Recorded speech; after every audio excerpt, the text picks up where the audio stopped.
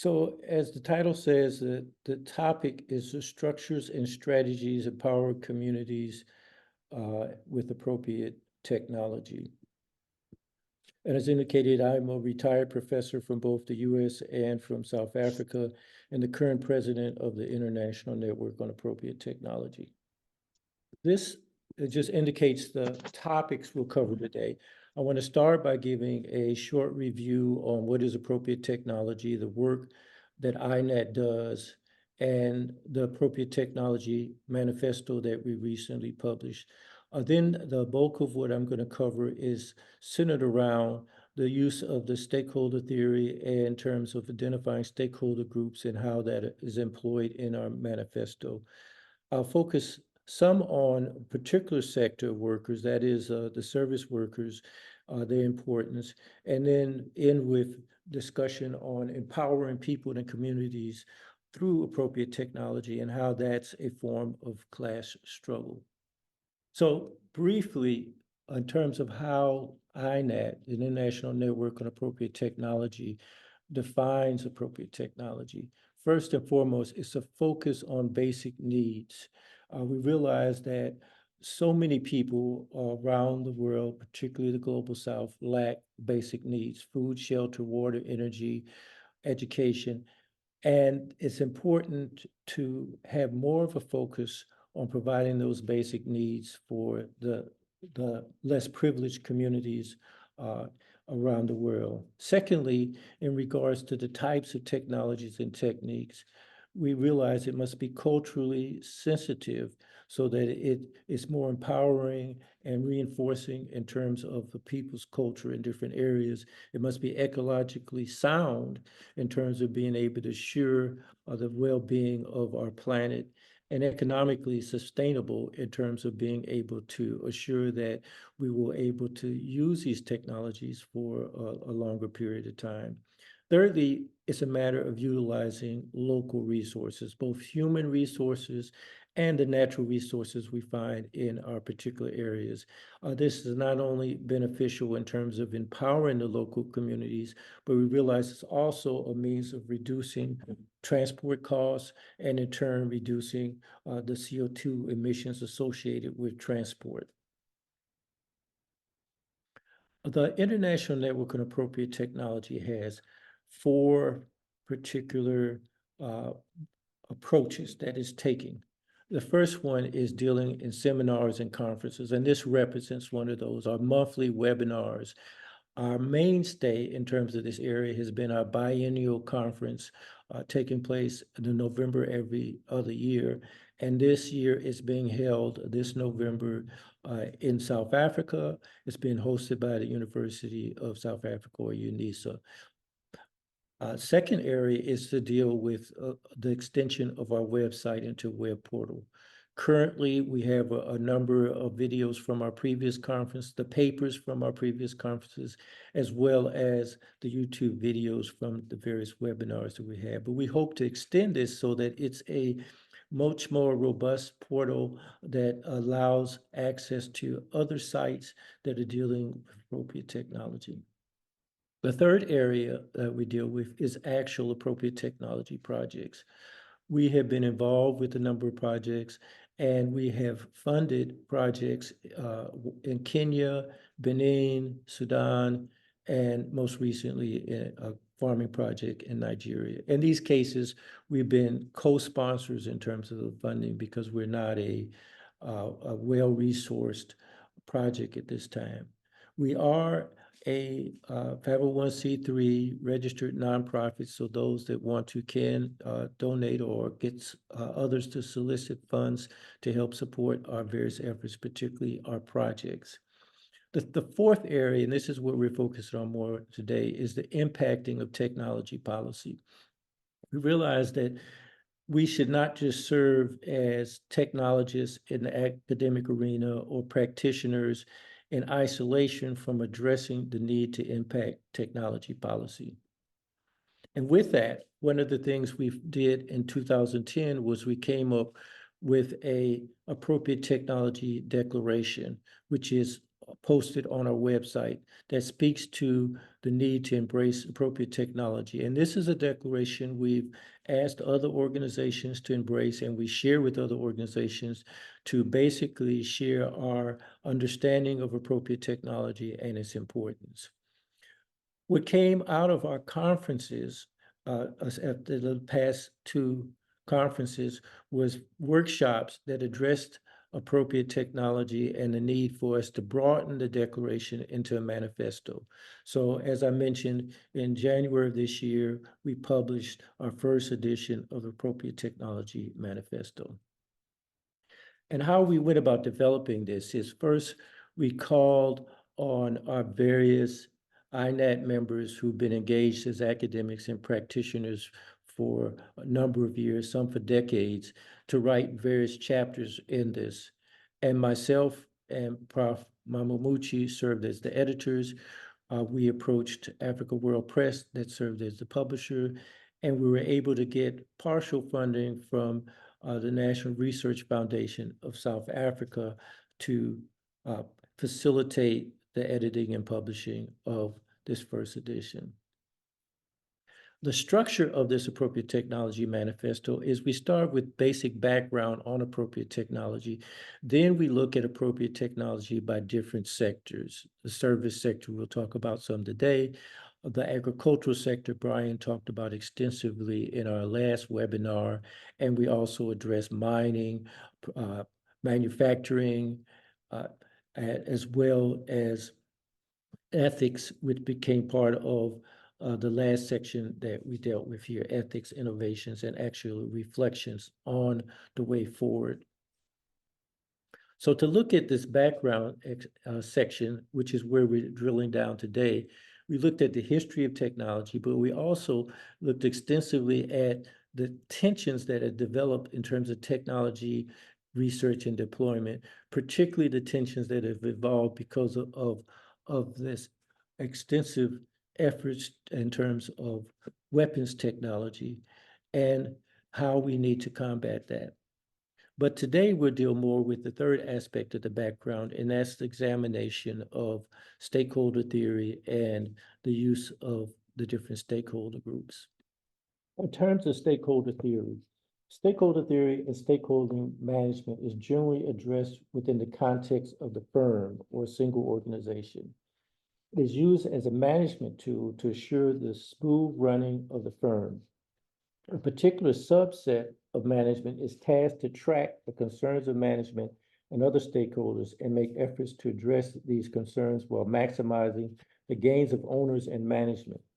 Quote, the basic need of managing for stakeholders or value creation stakeholder theory is quite simple. Business can be understood as a set of value creating relationships among groups that have a stake in the activities that make up the business. Business is about customers, suppliers, employees, financiers, communities, and managers, and create value. To understand the business is to know how these relationships work. The Appropriate Technology Manifesto is to motivate stakeholders to operate for the welfare of the global society by promoting appropriate technology. In this case, value-created relationships can be created and nurtured among the stakeholders engaged in technology decisions. Fundamentals of stakeholder theory must be applied in both in the local organization, the firms, and international arenas. So what we did was we examined different stakeholder categories. The Appropriate Technology Manifesto looked at stakeholder categories in these following areas. 1, educational institutions. 2, government structures. 3, international agencies. 4, non-governmental organizations and civic society. 5th, the private sector. And finally, most importantly, engaged citizens. Educational institutions play the most significant role in 1, the research of technology, 2, the teaching of science and technology, and 3, the training of scientists, engineers, and technologists. Curriculum development and research agendas becomes determinants in the trajectory of technology development and deployment. Government structures are responsible for delivering services to the nation's citizens and ensuring that basic human rights are met. International agencies are extension of these national governments, also responsible for assuring human rights associated with basic needs such as water, sanitation, education, and shelter. Non-governmental organizations and nonprofits all claim agendas to help the people. We have powerful international agencies like the UN, the IMF, NATO that play a role in setting technology policy and deploying various technologies. International organizations sometimes have equal representation per country, often though that's not the case. NGOs, nonprofits, and community organizations consist of a wide variety of organizations. NGOs are generally nonprofit organizations that deal on the international or national level with large projects. Nonprofit organizations generally operate on a local community level with smaller projects, often focused on areas not addressed by the government. Community organizations could be nonprofit, profit-based, or draw from support from larger NGOs, international agencies. Community organizations usually have particular thematic focus. Globally, the private sector, from small and medium enterprises to multinational corporations, is responsible for most production and distribution of goods and services. Private ownership of these enterprises places the world's most substantial financial and material resources in the hands of a small number of global citizens. They are positioned to have the most significant impact on the implementation of technology policy. These owners are motivated to seek profit, but are not monolithic in their ambitions. Firms often provide a very diverse range of services and products, utilize various natural resources, and impact the ecosystem in different ways. The ultimate benefactor of technology policy is the citizen activist. The activist also has the potential to have the most influence on other stakeholders in the establishment and implementation of technology policy. When looking at educational institutions, in much of the world, primary and secondary education is a standard. The world literacy rate has gone from 21% in 1900 to 86% in 2021. This is largely due to the institutionalization of education in most countries. The educational agenda at the primary and secondary levels impacts the workforce as well as the substance of university education and research. This agenda sets the standard and provides qualified students at the tertiary level. There are close to 85 million teachers worldwide, 9.4 million in pre-primary, 30 million in primary, 18 million in secondary, and 14 million in upper secondary, and over 12 million in tertiary education. By 2030, an additional 68.8 million teachers will be needed to be recruited. But just for primary and secondary, 20 million would be required to expand secondary, and 49 million are needed to replace those that are leaving the workforce. These numbers of students and universities speak to the increased importance higher education institutions play in formulating ideas and shaping future intellectuals, scientists, and engineers. Everyone should be concerned with what is taught, as well as the research conducted at these institutions. The Appropriate Technology Manifesto is directed at students, academic staff, administrative staff, workers, and alumni of our university. They can all play a role in reshaping the technology agenda of higher education, as well as primary and secondary. We all must be concerned with the universities promoting appropriate technologies to empower people and their communities. The nation is the primary determinant of laws and policies that govern the behavior of its citizens, corporations, agencies, and institutions. Each country's governing administrative bodies set and implement technology policy. National judicial systems interpret policies, enforce policies, and penalize policy violators across the country. Provincial, state, or counties have governing bodies that determine and apply policies on various regional levels inside the country, Often these units play a more important role than national bodies.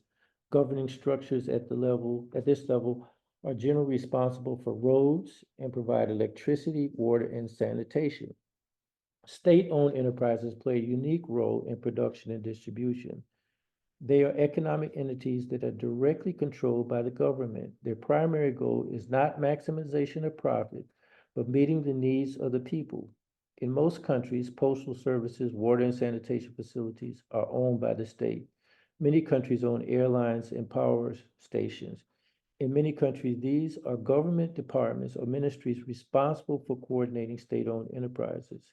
They should be held accountable to the interests of the people. Technology choices must be monitored. Governments on city and national levels can plan and implement technologies across enterprises in a manner that benefits and empowers communities, particularly the most disadvantaged. This can be a coordinated effort to address inequality. Voters and their communities must hold the elected officials in charge of state-owned enterprises responsible to the people. Municipal and city governed bodies have become more important as urban growth has escalated. Countries with more than 50% of their population in cities realize the significant role city government plays. Service delivery, transportation, pollution, jobs, and housing issues require the attention of city government, their planners, and regulators.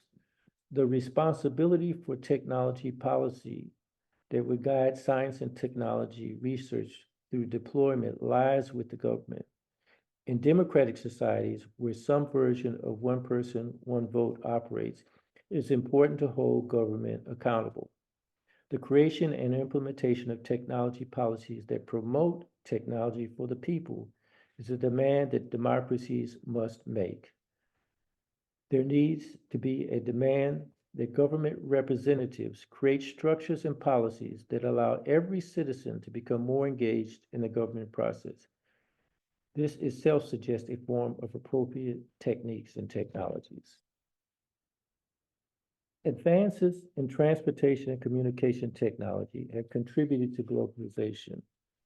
The increased role of finance, credit, and currency exchange also plays a significant role in globalization.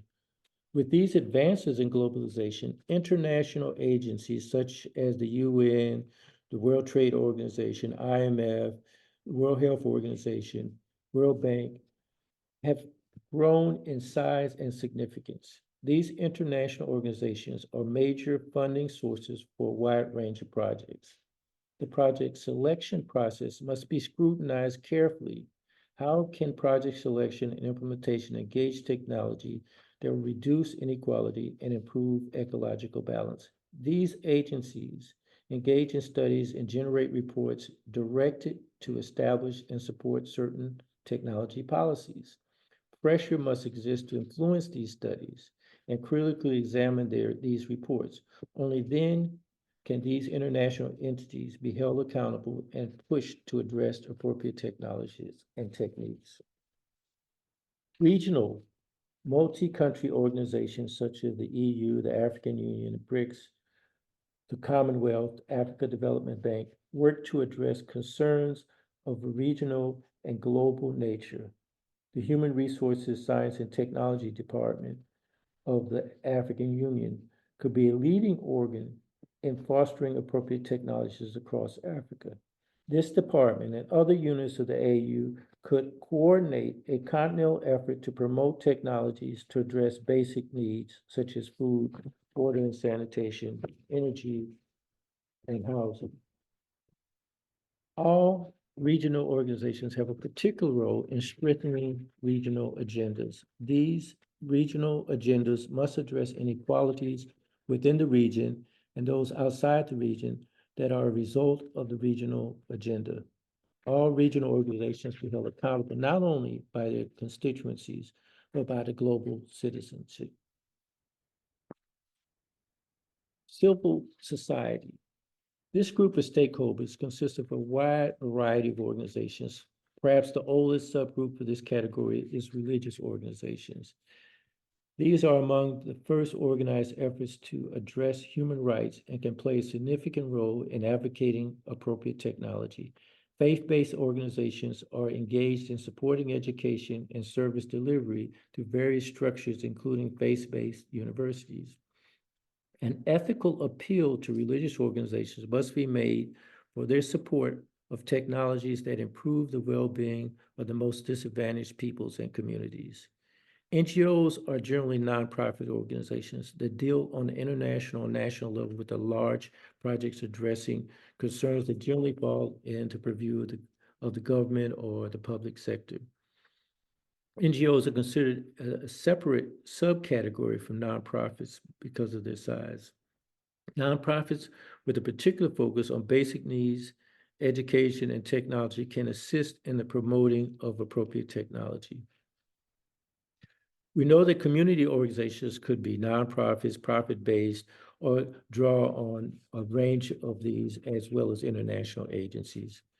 Community organizations usually have a particular thematic focus or geographic community. The largest number of organizations fall in this category. Many are temporary and sprung up to address short-term immediate problems like incidents of police misconduct or lack of service delivery. Community organizations span this spectrum from book clubs to block clubs to bridge clubs.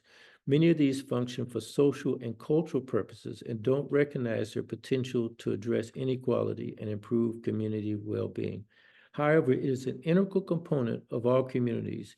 They must be challenged to play a role in addressing appropriate technology and empowering their communities. The private sector is the cornerstone of economic production under capitalism. Capitalism is globally dominant as intent on expanding the private sector. Thousands of new enterprises spring up daily. There is an ongoing effort to privatize state-owned enterprises. More and more wealth is being placed in the hands of private owners. The private sector contains millions of small businesses, often with single owners, employees, others family-run. At the other end of the spectrum are multinational public stock companies that operate in hundreds of countries like Amazon, Apple, and Coca-Cola. Governments and universities around the world have set up incubators and special facilities to support innovation, new business creation, and ramp up for small businesses. For many engaged in this process, this is an effort to carve out a niche in existing global value chains. It is more important to reshape the global value chain by directing innovation and technology policy toward appropriate technology. Currently, much of the startup drive is directed to filling places in the supply chain determined by the large multinational corporations. The techniques used are largely determined by existing production and multinational corporation interests. The startup community must be motivated by a principle of socially relevant technology and innovation that empowers their local communities. This requires individuals to rethink their motivation. Governments and universities must examine their role and direct the drive for new enterprises toward the utilization of appropriate technology. Multinational corporations with billions, if not trillions of dollars in assets are responsible for the development, deployment, and utilization of most technologies. The larger of these companies employ hundreds of thousands across continents. Their technology impacts millions of peoples. Multinational corporations' massive use of energy and water and generation of waste leave a clear ecological footprint on the planet. In recent years, there has been a drive to hold multinational corporations socially accountable. The carbon released from corporate production has become a popular issue. The news regularly reports on multinationals asserting that they are moving to carbon neutrality. Corporate public relations officers are alleging their operations are improving the well-being of the community. These assertions and claims must not be taken at face value. They must be challenged, and multinationals must be held accountable and pushed to do more and do better. This manifesto our Appropriate Tech Manifesto is intended for all stakeholder categories. However, it is the citizen activists that can most effectively promote appropriate technology. This category of stakeholders must press all other categories to act on behalf of the most disadvantaged and engage appropriate technologies to reduce the gap between the advantaged and the disadvantaged. At the same time, the activists must promote a consciousness of the ecological and human damage done by many current technologies. Consciousness can be the driving force in pushing back from these damaging technologies. A significant proportion of damaging technologies exist with the growing military arsenals of the major capitalist countries. A call for disarmament and global peace must be high on the agenda of all citizen activists. Citizens can make a meaningful impact on the technology landscape through conscientious decisions as consumers and investors. As consumers, the choice of projects you buy and services you support should be based on the engagement in appropriate technologies. A preference for recycled products can help. Investment decisions should consider the impact the investment has on empowering people and nurturing the planet's health. A clear choice is investing in alternative energy services over coal-based services. Particular categories of appropriate technology guide citizens activists to make better individual decisions. Citizens are encouraged to make individual daily decisions that support the appropriate technology community empowerment schema. However, it is most important for citizen activists to engage in an organized, collective fashion. Citizens must most profound impact will come through an organization at the community, regional, national, and international levels. So now I want to shift to talk about services. The service sector has increased in size, significance, and technological sophistication over time. Basic needs such as education, water, sanitation, housing, and energy were once a family or individual responsibility. Today, they are considered basic human rights. National governments, civil society organizations, and international agencies have taken on the responsibility to assist in the delivery of services. The private sector has organized a significant network of enterprises that profit by providing services to communities, governments, and individuals. Today, in many countries, employment in the service sector exceeds the combined employment in agriculture, mining, and manufacturing. In all the technology advanced countries, this is the case. Urbanization has increased population density, complicating the delivery of services. Advances in technology associated with the fourth industrial revolution increased the significance of communication services, as well as the role of information and communication technology in the delivery of other services. Services examined that we must look closely at include a range from education, roads and transportation, water and sanitation, energy, housing, communication, sports, and entertainment. Consumer services beyond basic needs are becoming significantly more important. Sports, entertainment, healthy living, and cultural services are contributing to an increase in human well-being and providing a much-needed job stream. It is important to consider how to engage newer consumer services to empower communities. Short-range and long-range technologies and techniques for service delivery must be considered. This slide shows the significant proportion of workforce with regards to service workers. I've highlighted South Africa in particular, since that's where I reside, and we see that increase in terms of the service sector compared to industry. And we see in the more developed countries in the West, like the US and the UK, that it's even more significant. It's over 80% in service with regards to the UK. Now, in contrast, it's less in Asia and Africa. Particularly, we do realize that agriculture still is the most significant worker sector in Africa. but the trend is clearly going in the direction of what we see with regards to South Africa. A difficulty lies in the diversity of this sector of services because it includes health workers, educators, government employees, and police and private security guards. Different sectors of service workers have very different interests and priorities. They also have very different engagements and concerns with technology. What a police force may see as appropriate technology to empower them is very different from the technology advocated by health workers or high school teachers. So this is important in terms of us realizing the way forward with the service sector. The power of service workers must be concerned of all stakeholders. A significant amount of service provisions is paid by citizens through their taxes. Public libraries to military bases and foreign lands are paid by the people. Everyone must understand the role these services and service workers play. How do the different services contribute to the well-being of the population?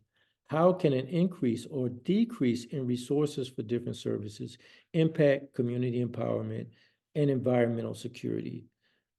These are important questions that we address in our manifesto and in our way forward with appropriate technology.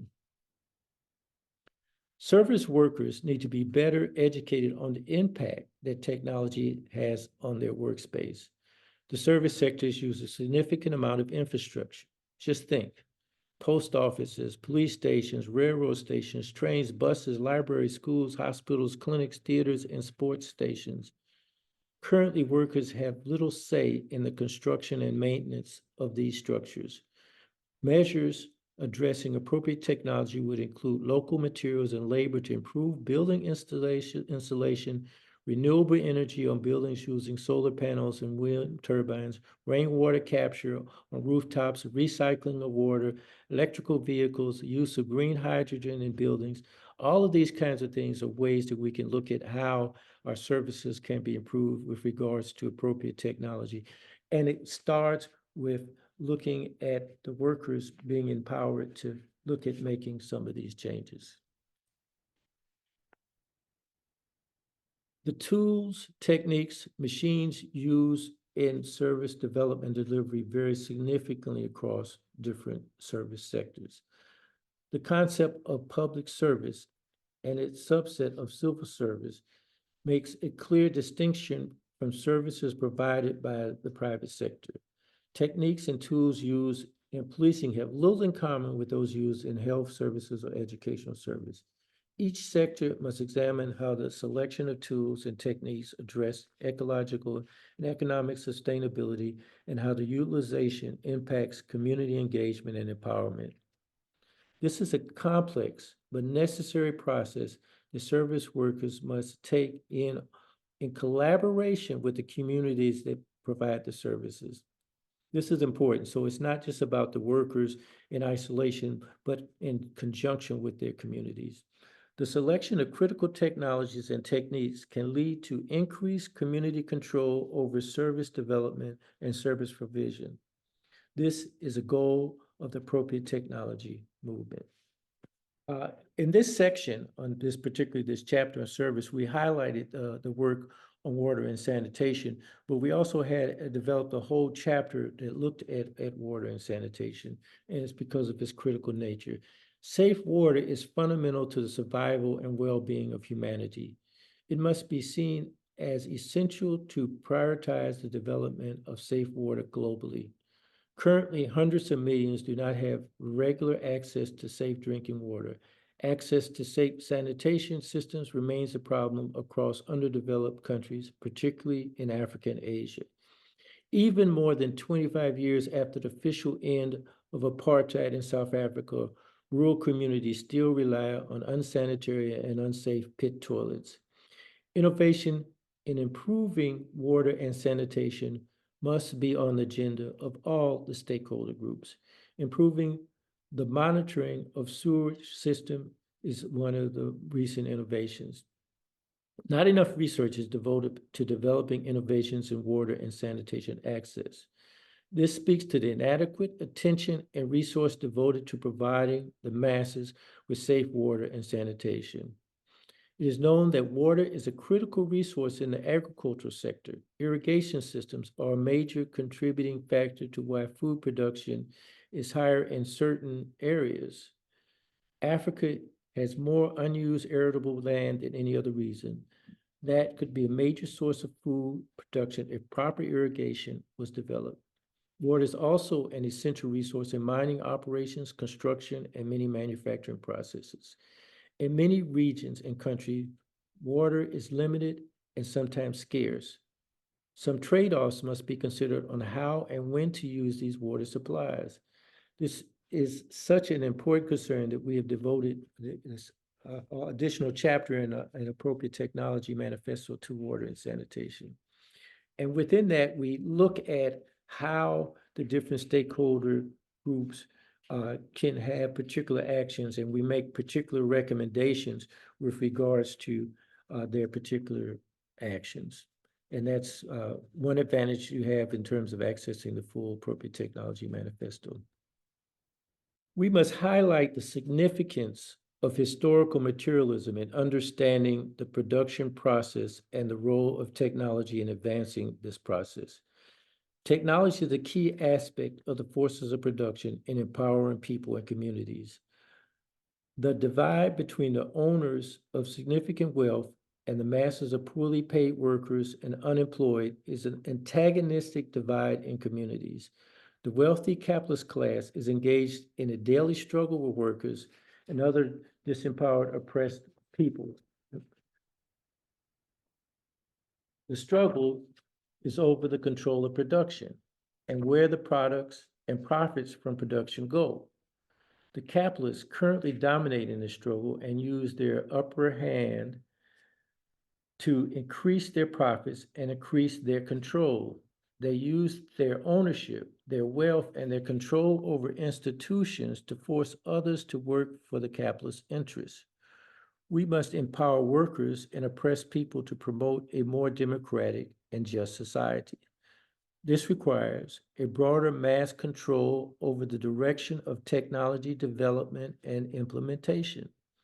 The class struggle between wealthy profiteers and masses of underprivileged and oppressed requires a commitment to the interest of the masses. This practice of working for the interests of oppressed people and communities places one in the people's class. While the relationship between the capitalists and the oppressed is the main tension between stakeholders in the production process, we choose to take a more nuanced approach in examining stakeholders and their role in reducing inequality through advocating appropriate technology. This does not deny class struggle. Instead, it considers the complex interactions of institutions and interest groups in the production process. This is consistent with many social scientists who elaborate on the significance of different sectors of civil society interactions of production and cultural engagement. Democratic institutions and processes are stressed in examining class interaction. So the antagonistic relationship between owners of production and those working to produce goods and services is key in class struggle. Intellectuals can be considered a special group that exists within the different classes and is a subgroup for all classes it is engaged in the battle of ideas. With that in mind, our appropriate technology manifesto intends to appeal to the critical thinking of all intellectuals regarding the necessity of appropriate technology and the role class struggle plays in the work needed to implement appropriate technology. One of Antonio Gramsci's contributions was an understanding of the development of consent and submission and how its reproduction in the milieu of advanced capitalism advances democracy. So how we engage in terms of not being submissive and how we look at this whole role in terms of consent is important in terms of us advancing our empowerment of the most oppressed and empowerment of communities. The appropriate technology manifesto serves as an appeal to the intellectuals of all stakeholder groups and appeal to reasoning and ethics. As I indicated, there's a whole chapter on ethics and appropriate technology. Do not submit to the demands of the few. Instead, support the democracy of the full population impacted by technology. So the subtopic of the manifesto was shifting the forces of production to empower people and protect the planet. So it's both a concern about empowering people through appropriate technology, which we've talked extensively about, but also our concern in terms of how the current trends in technology are very damaging to our planet and could derail the whole civilization future. So appropriate technology is very concerned with ecological balance and climate security. And we realize that empowering people positions them to increase their struggle for justice and equality. And this is what is needed in terms of heightening class struggle. So this is our concluding slide. And as he indicated, the key here is understanding the different roles of stakeholders, looking particularly at services. But I point out here in the second bullet item that workers on the land are the key in the Global South still. And I encourage people to view our webinar number 5, and I put in here the link to it, and that link will also be available on our website. It's an excellent panel discussion that was headed by Brian Stevenson. Shifting the forces of production will empower people and communities and push class struggles in favor of working people and their communities. So this is the essence of why we're pushing so hard for appropriate technology, because we see appropriate technology is key to the forces of production. While our manifesto points out flaws in past and current technology policy and utilization, more importantly, it provides a guide for change. This guide helps identify the technologies that are most beneficial to human well-being, global ecological balance, and community empowerment. To effectively bring about change, strategy for change must be directed to potential change agents.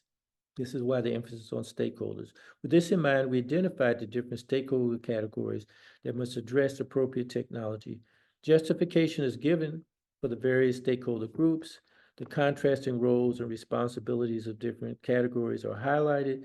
Citizen activists are identified as the critical stakeholder category that must link all other stakeholder categories and serve as the catalyst for change and heighten class struggle. So that's the concluding slide. I want to thank everyone.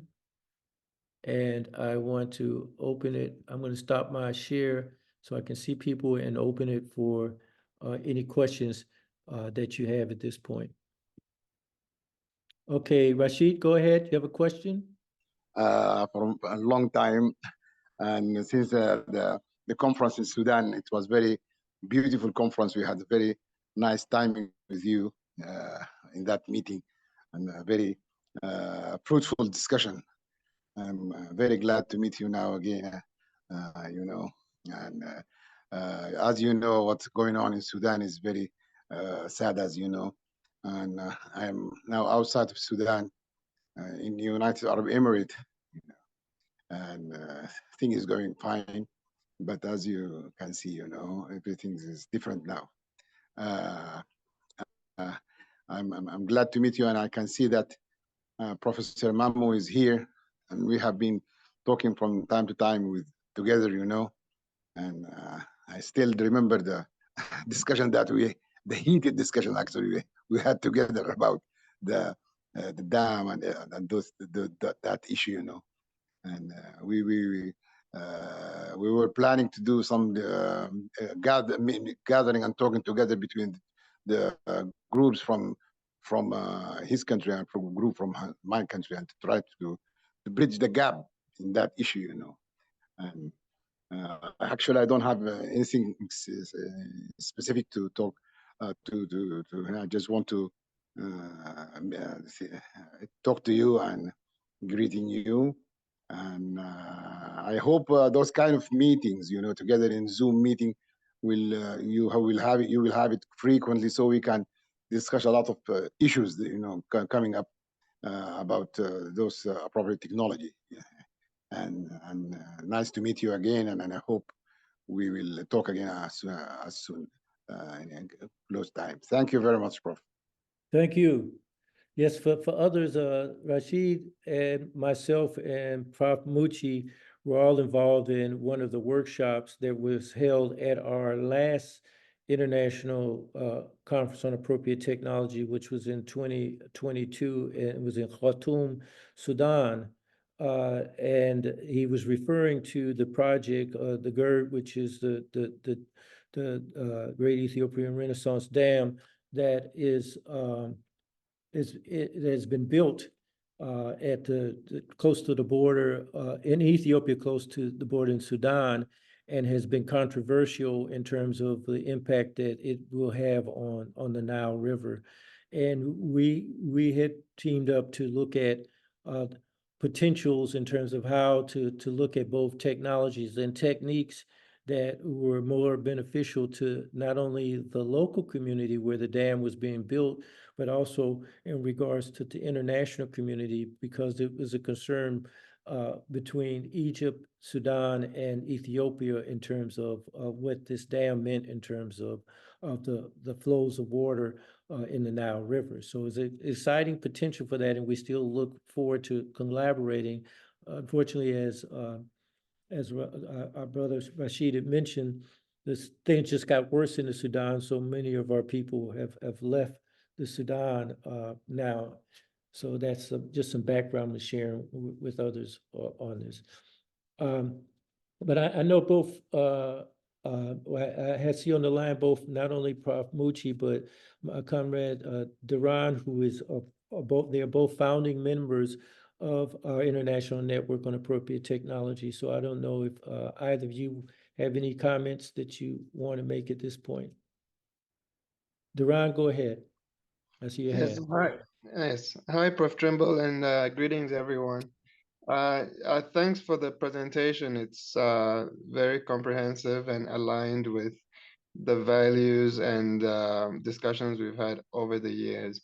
I'm just a little bit curious as to what other organizations beyond INAT you see as embracing this sort of philosophy embedded in the manifesto, and especially in the global south and in the global north. I mean, we live under a dominant world order, economically, politically, and so on.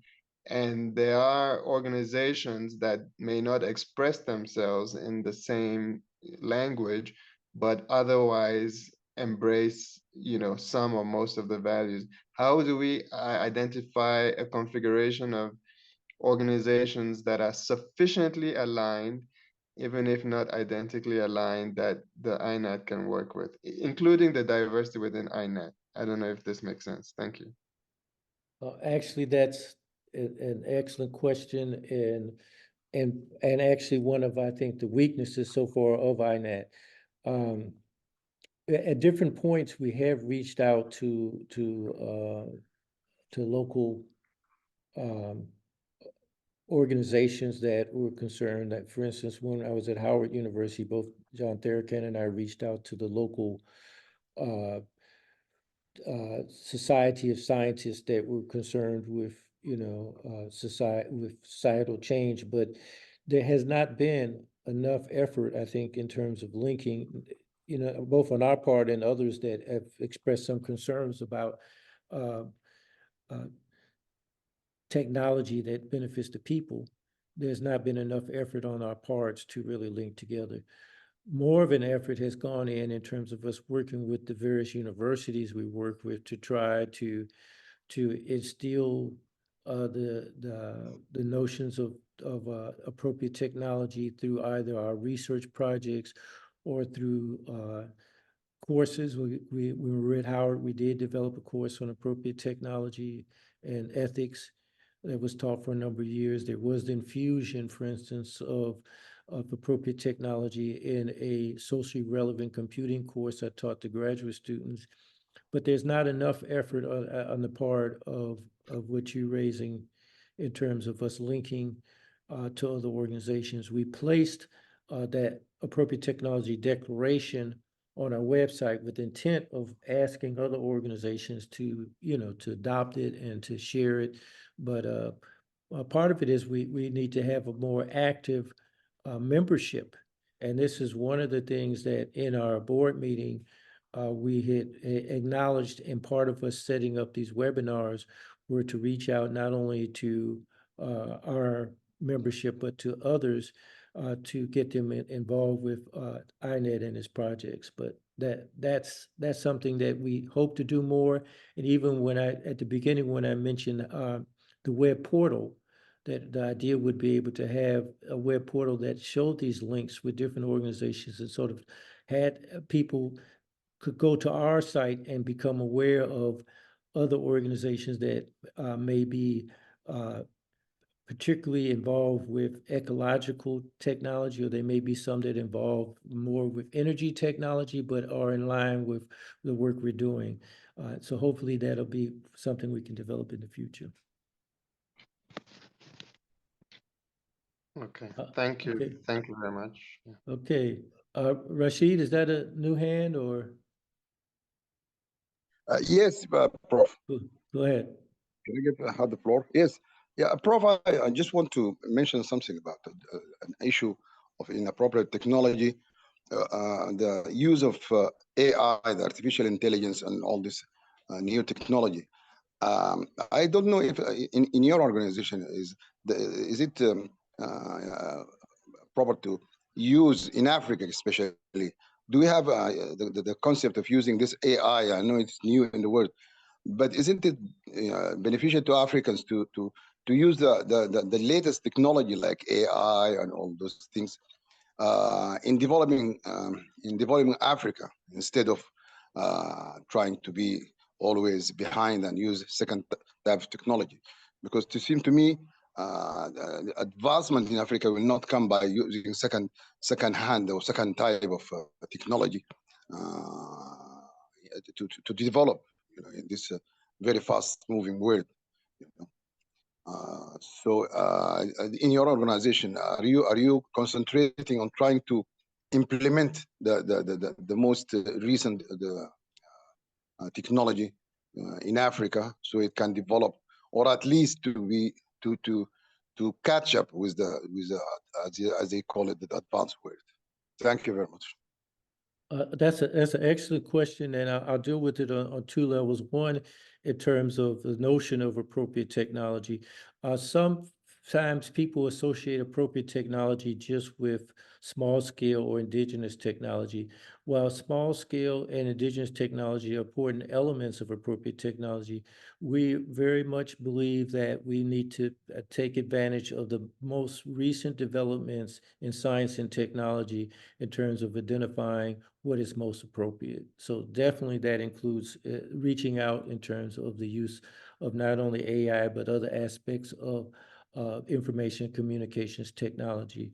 And just to give you some background on that, when we had our conference, I think it was in 2010, we had it in Ghana, and we had it in prior to the conference, we organized a workshop on socially relevant computing, which both Dada attended, and also Junbei, who's our web developer, attended.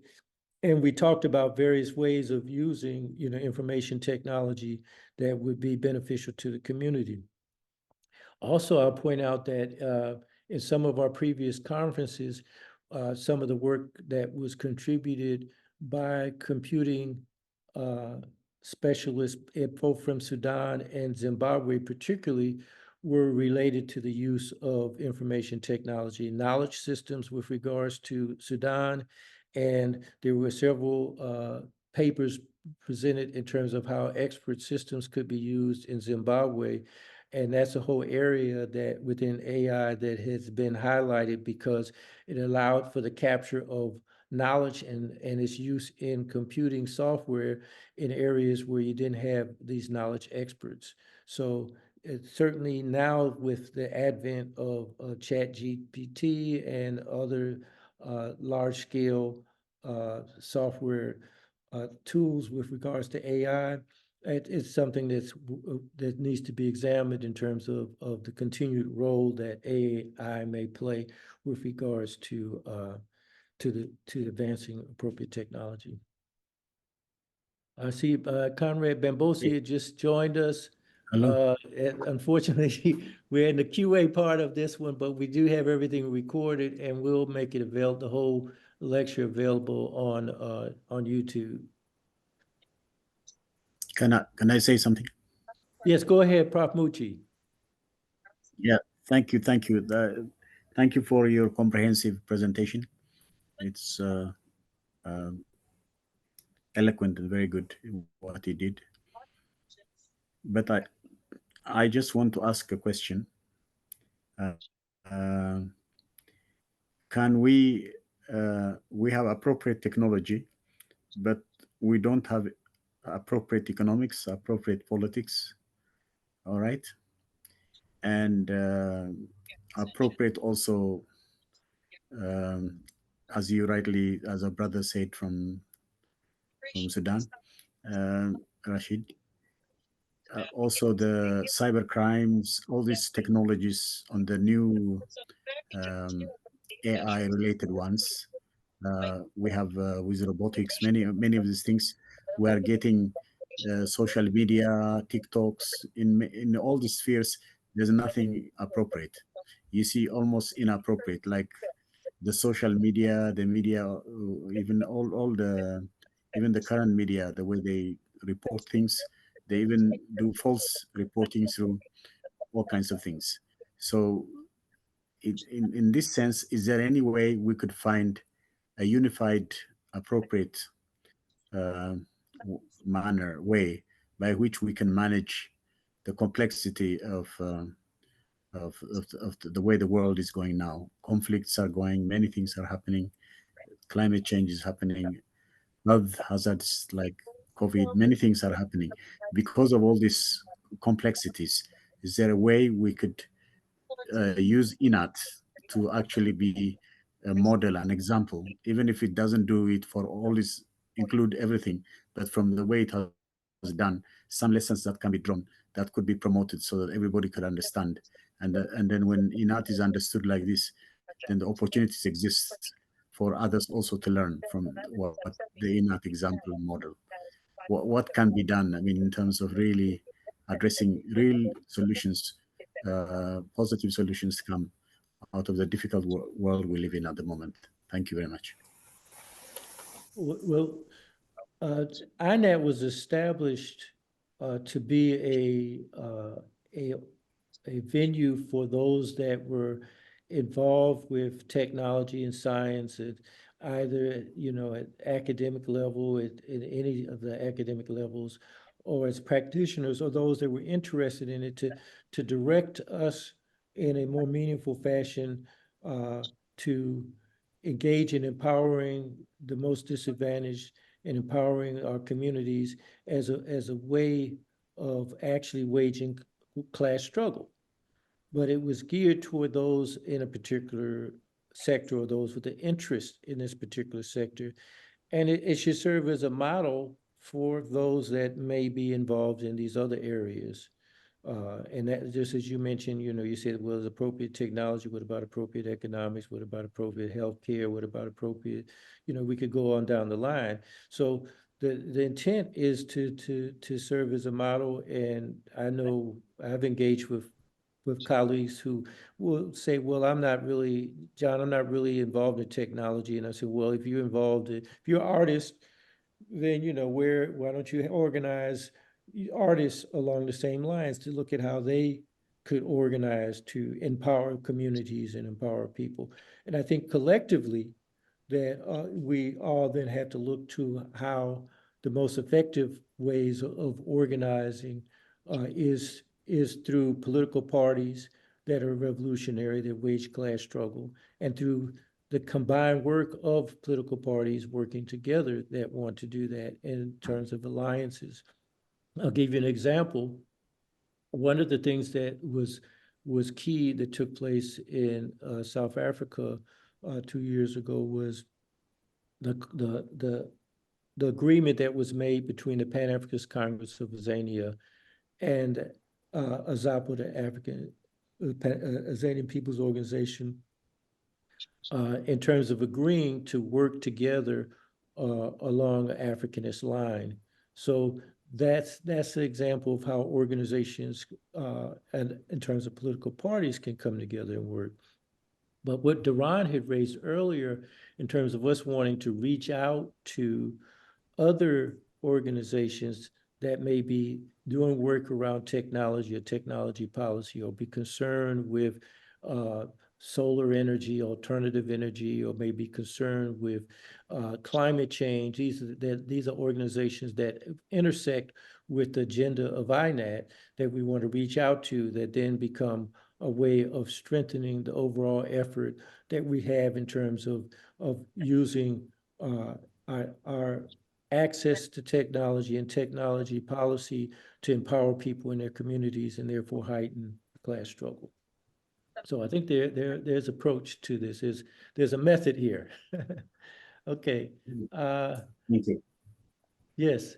Rashid, is that a new hand? Another question? Yes, I want to, something come to my mind. I want to express it here. Greeting for you, Prof. Mamu. Nice to hear your voice. Yeah, again. The same. Nice to see you. Yeah, nice to see you. Talk to you. It come to my mind from the talk of Prophet Mamu about the.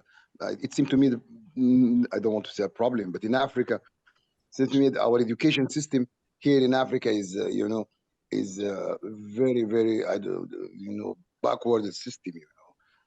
Where they don't really implement the new technologies to the student from an early age. And I think that will create a very, very, catastrophic problem, if I can say, So it seemed to me we have to really address this issue, to implement those technology to change the mentality, because if you didn't change the mentality, then you will keep, in a vicious circle, So it seemed to me we have in Africa to change the mentality by implementing the new proper technology, to be able to cope with the outside world and all this thing, and this just something, an idea came to my mind, and I don't know exactly how are we going to do that, but we should at least, raise the issue to the decision maker in our countries. Thank you very much. Thank you. Yes, certainly, the tools and access to those tools in our education is key. One of the points I'd raised earlier was just, how the world literacy rate has increased over the years from 21% in the 1900s to globally 86% in 2021. And we've seen also even more sharp increase in the last 30 years in regards to literacy in Africa. And this is reflective of the increase in the number of schools that we talked about and the role that played also. So yes, Sibembosi, San. Yes, I don't know if you can hear me. Yes, I can hear you clear. Okay, I want to raise a question, and I hope it has not already been covered, but I would be interested in hearing your understanding of developing a platform that could cover social media for Africa,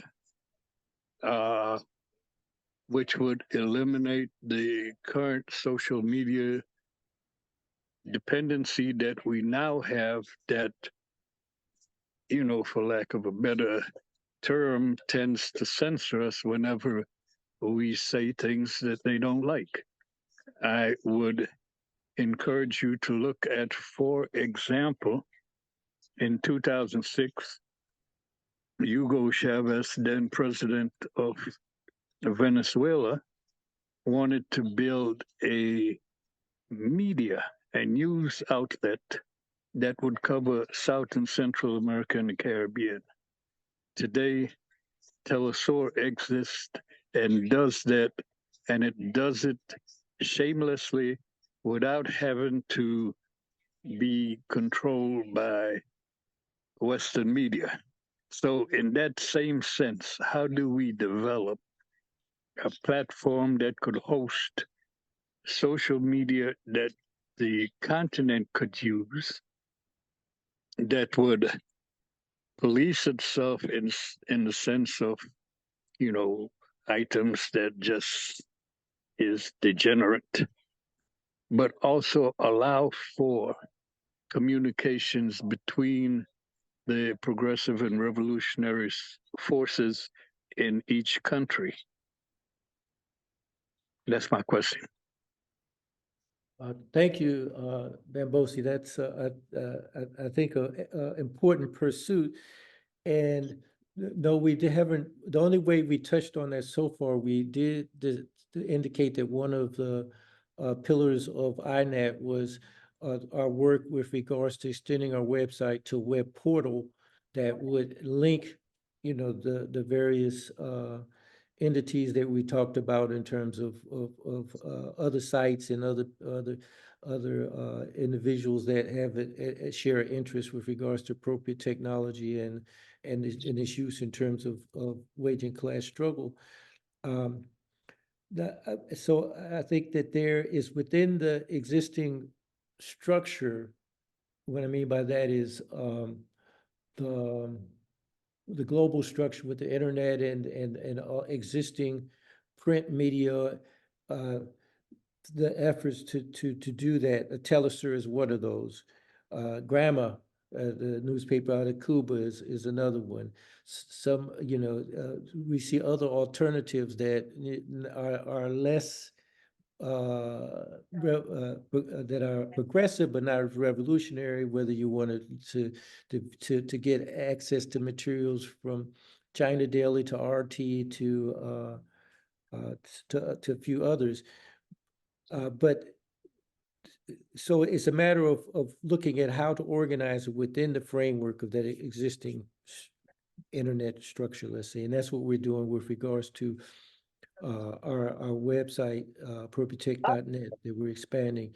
But the bigger question you raise is having our own, you know, instead of relying on Facebook or TikTok, which or you know, or X, to having our own, which speaks to more infrastructure and more resources, but is the ideal. You know, and I think that's actually, you know, the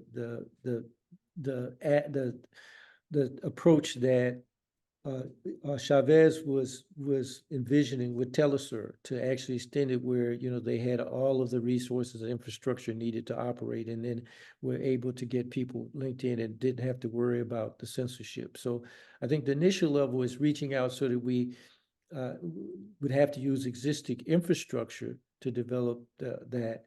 And that is, I think, one of the things that we need to look at with regards to particularly Pan-African revolutionary forces coming together to figure out how to do that and have that kind of level of support. We attempted to do that to a limited extent, for instance, with a worldwide Pan-African movement, where we set up WWPAM, which is a website that invited other African organizations to link in and to do that. But has had limited success, because you have to have the active engagement of the wider set of people and organizations, and it's not just a matter of having find somewhere links. to charge it. To have what? My phone is about to die. I got to charge it up. Oh, okay. So I hope that answers that question. But Oh, yeah, yeah. we're gonna deal with all of this more, and certainly I'm going to have this whole video available. So if you missed the first part, that this will be on YouTube, and you'll be able to have that. Appreciate it. Yeah, so this this is a sort of what, at the time limit, we try to keep our sessions. So I'm going to ask if anybody has any other comments, video available. So I want to thank everybody. Thank my co-editor, Parth Muchi, thank Rashid, who we had, like you said, exciting conference in the Sudan, and hopefully he'll be able to participate in the next one, and Duran, who's also one of our founding INAT members. Thank you, everyone, and enjoy the rest of your day. Thank you.